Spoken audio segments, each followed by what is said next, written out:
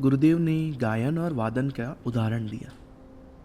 एक गायक और एक वादक अपने गुरु से अगर श्रद्धा से, विश्वास और समर्पण भाव से विद्या ग्रहण करता है, आत्मसात करता है, तो ही वह दूसरे सुनने वालों को आत्मा तक गायन या वादन को पहुंचा सकता है। गायन अथवा वादन तो माध्यम मात्र है एक आत्मा से दूसरी आत्मा तक पहुंचने का, लेकिन एक गायक के गायन में अपने श्रोताओं को प्रभावित करने का गुर तभी तो होगा जब उसने गायन सीखा न हो, अपितु अपने गुरु की आत्मा से अपनी आत्मा तक उसको आत्मसात किया हो। इसीलिए शास्त्रीय संगीत में, शास्त्रीय गायन में गुरु और शिष्य परंपरा है। शारीरिक स्तर पर केवल शिक्षक होता है, लेकिन जब बात आत्मिक स्तर की आ जाती है तो वह शिक्षक नहीं, गुरु होते हैं। शरीर का शिक्षक होता है, आत्मा के गुरु होते हैं। आत्मा का ज्ञान न तो सिखाया जा सकता है और न ही सीखा जा सकता है। यह केवल एक आत्मा से दूसरी आत्मा आत्मसात करती है। शास्त्रीय वादन, शास्त्रीय गायन इसी प्रकार की आत्मसात करने की कलाएं हैं, जो हजारों सालों से आज तक इसी प्रकार से चल रही है और आज भी उतने ही प्रभावशाली है जितनी वे पहले थी। एक गायक ने अपने गुरु की आत्मा से संबंध स्थापित कर लिया, तब वह अपने गुरु के आभा मंडल से प्राप्त चैतन्य को अपने श्रोताओं तक पहुंचाता है। वह केवल माध्यम मात्र हो जाता है। उसका स्वयं का मैं का अहंकार समाप्त हो जाता है। फिर गायक के मुख से गाना नहीं, चैतन्य बरसता है। बस ऐसा गायक ही अपने जीवन में अपना एक मुकाम बना पाता है। जिस प्रकार से वादन शास्त्रीय गायन में है, ठीक इसी प्रकार से ध्यान में भी है। ध्यान का ज्ञान आत्मा से आत्मा तक पहुंचाना ही ज्ञान है। ध्यान कोई सीखा थोड़ी जा सकता है और ना ही इसे कोई सीख सकता है। यह सीखने और सिखाने के ऊपर की विद्या है।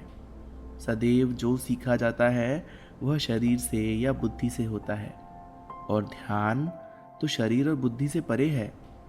ध्यान सिखाने के लिए गुरु स्वयं कुछ नहीं कर सकता। ध्यान सिखाना गुरु के बस में ही नहीं। कोई भी गुरु इस दुनिया में ध्यान नहीं सिखा सकते, क्योंकि गुरु ने अपने गुरु से ध्यान सीखा हुआ ही नहीं है। ध्यान मार्ग में गुरु का कोई महत्व ही नहीं है। गुरु ध्यान मार्ग में कोई काम थोड़ी करता है, क्योंकि इसमें कुछ करने जैसा ही नहीं है। गुरु स्वयं अपने लिए कुछ कर ही नहीं सकते। वे शिष्य के लिए क्या करेंगे? शारीरिक स्तर पर गुरु तो बेकार है। शरीर और बुद्धि के स्तर पर गुरु के पास से सीखने जैसा कुछ भी नहीं है। उल्टा गुरु को व्यवहारिक जगत के भी आचार विचार का ध्यान नहीं होता, सामाजिक व्यवहार का भी कोई ज्ञान नहीं होता। गुरु का आचरण भी लेने सरीखा नहीं होता है। वे आचरण भी ऐसा नहीं करते कि कोई आचरण से उस ज्ञान को ग्रहण कर सके। गुरु का बोलना भी असंगत ही होता है। बोलते समय उनकी बातों से कभी समझा ही नहीं जा सकता कि वो क्या कहना चाहते हैं। सामान्यतः गुरु की बातें उनके जीवन काल में समझी ही नहीं जाती है। यानी गुरु प्रवचन भी नहीं दे सकते, उनसे सुनकर भी कुछ ज्ञान नहीं मिल सकता, क्योंकि उन्होंने सुनकर वह प्राप्त किया ही नहीं है। जिस प्रकार ध्यान उन्हें प्राप्त हुआ है, जब तक उस तरह आप प्राप्त नहीं करते तब तक उनकी बात आपको बकवास ही लगेगी। वे तुम्हें मूर्ख बनाते रहते हैं। मूर्ख बनाते ही रहेंगे तुम्हें जब तक तुम बनने के लिए राजी हो। जब मूर्ख बनकर तुम थक जाओगे, तब तुम सोचोगे कि गुरु क्या बार बार ये बकवास बातें करते रहते हैं। फिर भी हम लोग क्यों इनकी बकवास सुनने आ जाते हैं? क्यों आ जाते हैं भला? क्योंकि इनके सानिध्य में अच्छा लगता है। कौन सा ऐसा आकर्षण है इनमें जिस कारण से हम यहाँ पे खींचे चले आते हैं? न तो ये सुंदर है, न इनकी भाषा सुंदर है, न अच्छा चलते हैं, न इनके पास कोई बुद्धि ही है, न ये बुद्धिमान या कोई ज्ञानी व्यक्ति है। ये कोई भी तो नहीं है। फिर भी इनके सानिध्य में क्यों अच्छा लगता है? हम क्यों बार बार चले आते हैं? क्यों क्यों क्यों? जब आप इन क्यों की ओर सोचोगे तो स्वाभाविक ही आपका ध्यान उन गुरु के शरीर के परे उनकी शक्तियों पर जाएगा और एक क्षण में घटना घटित हो जाएगी। और इसी क्षण का तो प्रत्येक गुरु पलके बिछाए इंतजार करते हैं। गुरु का शरीर निमित्त है चैतन्य का। जहां आप झुके उनका रास्ता बन गया। फिर आप चाहें न चाहें आप पर चैतन्य रूपी अमृत बरसते ही जाएगा। गुरु की आत्मा के सामने झुके बिना गुरु स्वयं शरीर से कुछ भी नहीं दे सकता है।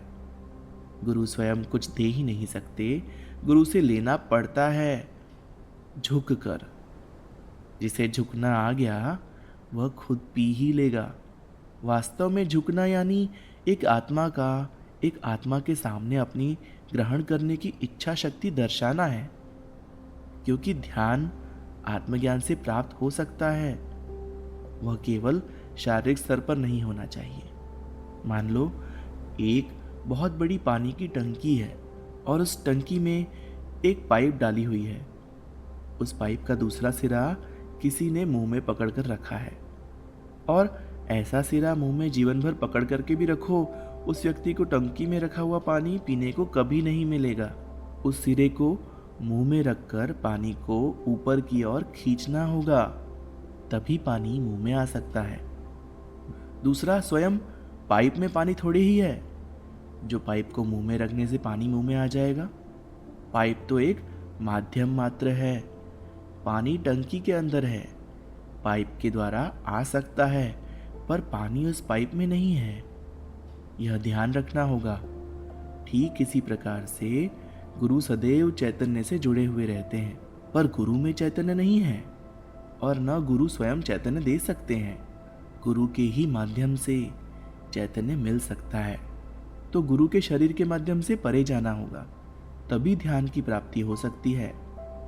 हाँ, यह बात जरूर है, जिसके मुंह में ही पाइप नहीं है उससे उसके मुंह में पाइप है, उसे पानी मिलने की अधिक संभावनाएं हैं। क्योंकि पाइप खोजना नहीं, खोजा हुआ है, पकड़ा हुआ है, बस पाइप का उपयोग करना बाकी है। गुरु को पकड़ना ही काफी नहीं है, गुरु के शरीर रूपी माध्यम के परे झांकने की आवश्यकता है। आध्यात्मिक क्षेत्र में गुरु सानिध्य का समय जीवन का सर्वश्रेष्ठ समय होता है, पर ऐसा सानिध्य का समय साधक को उसके पूर्व कर्मों के अनुसार ही प्राप्त होगा। यह साधक के जीवन का सुनहरा पल होता है। प्राय देखा गया है, जीवन में सुनहरे पल कम ही आते हैं, बाकी समय तो उन पलों को याद करके ही निकालना होता है। इसीलिए यह समझना होगा कि ध्यान वह ज्ञान है जो आत्मा से आत्मा द्वारा प्राप्त किया जाने वाला एक सर्वोच्च ज्ञान है। स्वयं की चित्त शुद्धि के बिना यह ज्ञान प्राप्त करना असंभव है। गुरुदेव को आग जलाने में निपुणता हासिल थी। वे 2 चकमक पत्थरों से घास पर रखकर आग जला लेते थे। इतनी आसानी से जलाते थे कि कभी कभी लगता था 2 पत्थरों से चिंगारी निकलती है, या वे पत्थरों को माध्यम बनाकर अपनी चित्त शक्ति से आग जला रहे हैं। समझ ही नहीं आता। 2 बड़े पत्थर थे, उन्हें घिसकर वे आग जलाते थे। प्राय यह भी बहुत कम बार ही होता था, क्योंकि प्राय उनकी गुफा में आग जलती ही रहती थी। एक खड्डा था, उसमें हवन कुंड के सामने आग जलती ही रहती थी। पास में रखी लकड़ियां उसमें डाली जाती थी। कई लकड़ियां सुगंधित होती थी। जब वे लकड़ियां डाली जाती तो गुफा में सुगंध ही सुगंध फैल जाती थी और सारा वातावरण बड़ा प्रसन्न और आनंदमय हो जाता था। चित्त के बारे में गुरुदेव ने अग्नि में लकड़ी डालते हुए कहना प्रारंभ किया। काम वासना इस अग्नि के समान है। जितना ईंधन डालोगे उतनी ही बढ़ेगी, और काम वासना चित्त को सबसे अधिक कमजोर करती है। काम वासना एक शारीरिक क्रिया है और शरीर की आवश्यकता भी है। काम वासना की तृप्ति से मिलने वाला सुख शाश्वत सुख नहीं है, क्षणिक सुख है, लेकिन यह अनुभव करके ही जाना जा सकता है। क्योंकि यह शाश्वत सुख होता तो काम वासना की तृप्ति वाले सभी लोग सुखी होते, लेकिन ऐसा नहीं है। वे लोग सुखी नहीं हैं, लेकिन जब तक काम वासना की तृप्ति नहीं होती तब तक वही तृप्ति का सुख सब कुछ लगता है। इसीलिए जिन्होंने नहीं पाया वे इसीलिए अतृप्त है कि काम वासना की तृप्ति ही नहीं हुई। जिन्होंने यह तृप्ति का सुख पा लिया वे अतृप्त है, क्योंकि इसमें तृप्ति है ही नहीं, यह उन्होंने जान लिया है।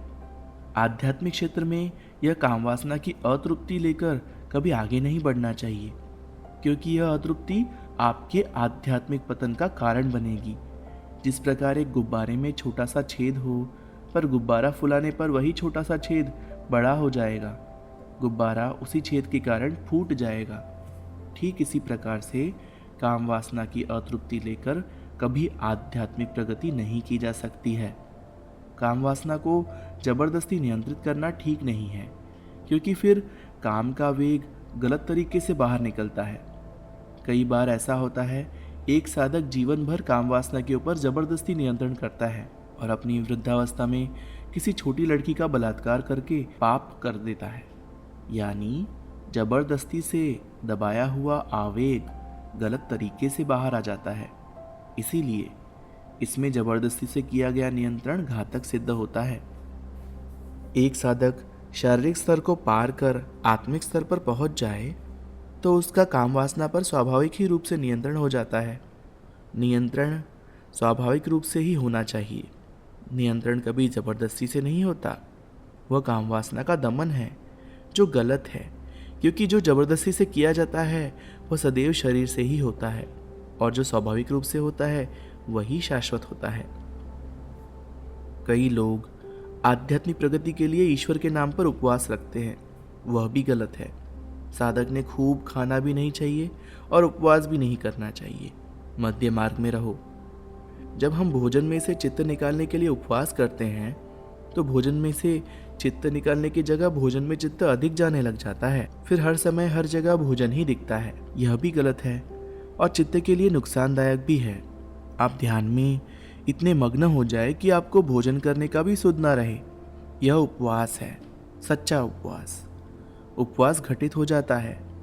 जबरदस्ती से करते हैं वह उपवास नहीं होता। इसीलिए इस प्रकार से जबरदस्ती उपवास नहीं करना चाहिए।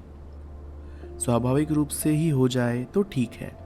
भोजन शरीर की आवश्यकता है। जिस प्रकार भोजन शरीर की आवश्यकता है, ठीक उसी प्रकार से काम तृप्ति भी शरीर की आवश्यकता है। काम वासना का दमन नहीं करना चाहिए। ब्रह्मचर्य का अर्थ वीर्य नियंत्रण से लगाया जाता है। वास्तव में वीर्य का तो प्राकृतिक रूप से ही निर्माण होता है, वह भीतर रह ही नहीं सकता।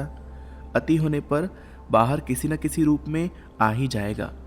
ब्रह्मचर्य का अर्थ केवल शारीरिक स्तर पर वीर्य नियंत्रण में नहीं है। ब्रह्मचर्य का अर्थ विचारों से भी ब्रह्मचर्य है। आपके चित्त में काम वासना के विचार भी न आए। ब्रह्मचर्य को अधिक विशाल स्तर पर लेने की आवश्यकता है। वीर्य को पुरुषों का मासिक स्राव भी कह सकते हैं। जैसे स्त्रियों को मासिक स्राव होता है, वैसे ही यह स्वाभाविक स्राव है और उसे अस्वाभाविक रूप से दबाना ठीक नहीं है, नहीं तो यह विकृति को जन्म देगा। कुछ साधक वीर्य नियंत्रण को युद्ध स्तर पर ले लेते हैं। कई लोग उसके लिए गांजा का सहारा लेते हैं, उसे दबाने का प्रयास करते हैं, कई जड़ी बूटियां खा लेते हैं। यह सब शारीरिक स्तर पर करने की आवश्यकता ही नहीं है। काम वासना में स्त्री समाधान को प्राप्त कर सकती है, पुरुष नहीं। यह दोनों की शारीरिक बनावट के कारण होता है। कुछ वर्षों के बाद स्त्री काम वासना से मुक्त हो जाती है, पर पुरुष कब्र में पैर डाले हुए भी हो तो काम वासना से मुक्त नहीं होता। इसीलिए इससे मुक्ति पुरुष की तुलना में स्त्री के लिए अधिक आसान होती है, और यह होना भी चाहिए। शारीरिक जबरदस्ती से नहीं होना चाहिए।